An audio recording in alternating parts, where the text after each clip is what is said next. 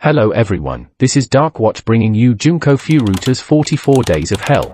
Junko Furuta was born in Misato, Saitama, Japan in 1971. She was a normal 17-year-old student studying at Saitama Yashio-Minami High School in Japan. Furuta was known for being pretty, bright, and getting good grades in school. She even had good qualities. She didn't drink, smoke, or use drugs, for which she was liked by all her classmates too. And since she was beautiful, there was no denying that someone would like her. One of them would be Hiroshi Miyano. He went to Junko with her proposal, but Junko turned him down. Hiroshi could not take this rejection from her, which made him furious. Miyano was known as the school bully, often bragging about his connections to the Yakuza, Japan's most powerful organized criminal syndicate. Junko, a sweet young lady with a promising future ahead of her with goals and plans to pursue, however, had her life cut short. Everything changed on November 25, 1988. Hiroshi Miyano and Nobuharu, Shinji, Minato were seen prowling a neighborhood park in Misato a few days after the rejection. Miyano and Minato were excellent at finding potential targets as seasoned gang rapists. Junko Furuta was riding her bicycle at 8:30 p.m. when the boys spotted her. She was on her way home at the time. Miyano stepped in and pretended to be an innocent and worried bystander after Minato shoved Furuta off her bike, creating a distraction. He offered if she wanted an escort home after helping her up, which Furuta naively accepted. What Furuta didn't realize at the time was that the whole thing was staged. She had no idea Miyano had held grudges against her since she had passionately rejected him.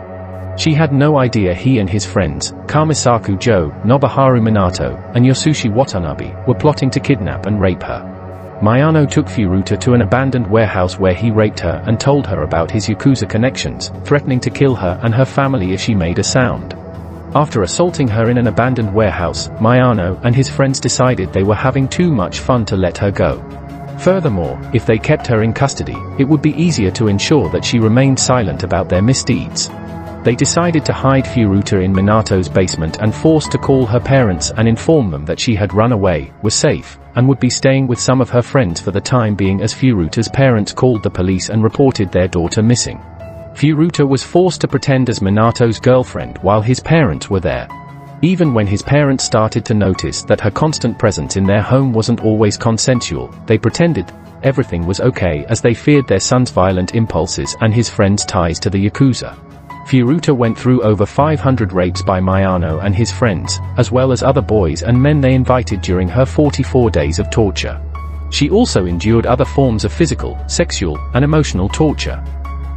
Her genitals were pierced with scissors, bottles, a hot exploding light bulb, roasted chicken skewers, roasting needles, and irons, destroying her genitals, leaving her unable to defecate or urinate properly. Her body was also burned in several places. Her breasts were hacked off without hesitation. She was forced to eat live cockroaches and drink her own urine. They peed on her. She was even hanged from the ceiling and used as a punching bag, beat her with golf clubs, bamboo sticks, and iron rods. During the cold winter, she was forced to sleep on the balcony and even stored her in refrigerator for hours. They made a number of holes in her body with needles.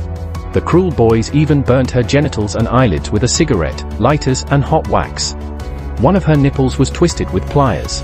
Junko could not even stand due to the pain of her many injuries all over her body and that she had to crawl downstairs to use the bathroom. One of the most terrible aspects of Junko Furuta's torturous torture and subsequent death is that it could have been avoided. Furuta's condition was reported to the police twice, and both times they failed to intervene. The first time, a boy who had been invited to Miyano's house by Miyano returned home after seeing Furuta and informed his brother of the situation. The sibling subsequently informed his parents, who alerted the authorities. The officials arrived to Minato's home, but the family informed them that there was no girl inside. The cops were apparently satisfied with the response, as they never returned to the house. The second time was around 20 days of Furuta's abduction and torture. Junko somehow managed to call an emergency number to call the police. However, before she was able to say anything, the boys found her and disconnected the call. When the police called back, Miyano assured them that the prior call had been a mistake. The authorities never followed up again. Following this, the boys then punished her severely by dousing her legs in lighter fluid and setting her on fire. After that, she could not even walk. A blood clot in her nostril prevented her from breathing. She suffered internal bleeding and was unable to digest meals, causing her to vomit, and with this the heartless boys beat her for puking on the carpet. Furuta's misery finally ended on January 4, 1989. The boys allegedly became enraged when she beat them at a game of mahjong and tortured her to death. They poured lighter fluid on her face, stomach, legs, and face and burned with fire. This final torture went on for around 2 hours. And later that day, Junko finally died. When the boys realized she had died and them scared of being charged with murder, stuffed her body in an oil drum and filled it with cement. The body was later dumped in a park and it wasn't found until months later. If Miyano hadn't let the incident slip when being questioned by police for another incident involving another female, the 4 boys might not have been arrested for Furuta's murder. For the purposes of justice, this was a fortunate accident, yet the boys were nonetheless given relatively lenient sentences. This is the saddest part of Junko Furuta's case. The murderers were not sentenced to death or even life imprisonment since they were all under the age of 18. As the leader of the crime, Miyano was given the harshest sentence of the 4. He was sentenced to 20 years in prison. Minato received a term of 5 to 9 years, Jay was sentenced to 5 to 10 years, and Watanabe received a term of 5 to 7 years. The 4 boys have all been released from prison. Before we wrap up the video, let's see what the Junko Furuta's killers have to say about their crime and what they've become since the crime. Hiroshi Miyano visibly re-engaged in gang operations that he had been involved in since childhood. He was arrested for fraud and freed without serving time. Tried to hide his identity after being released from prison. Embarrassed about his past and doesn't want anyone to find out about it. He gives himself ridiculous names like K to mask his identity. He is known to disappear when people discover who he really is. Joe Kamisaku, formerly known as Joe Ogura, chased down a man he suspected of having an affair with his girlfriend and threatened to kill him. Kamisaku kidnapped the victim and thrashed him for 4 hours. He told the victim towards the end of the assault that he had killed previously and would do it again. He was sentenced to 7 years in prison for this crime. Joe Kamisaku is proud of his crime and has been known to openly brag about the things he did to Furuta. Shinji Minato, formerly known Nobuharu Minato, was arrested for the attempted murder of a 32-year-old salaryman.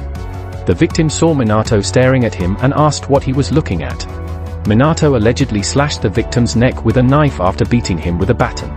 Appears irritated when people ask him about his criminal background.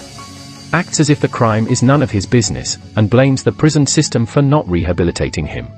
Yosushi Watanabe, thought to be the only one who hasn't committed another crime since his release. His background after being released is unknown. Following his release from prison, he is said to have become one of Japan's hikikomori, a Japanese word describing a condition that mainly affects adolescents or young adults who live isolated from the world, cloistered within their parents' homes, locked in their bedrooms for days, months, or even years on end, and refusing to communicate even with their family. What do you think of this case? Share your thoughts in the comment section below. If you are into these kind of videos, consider subscribing to Darkwatch and turn on the notification bell to get notified for more updates.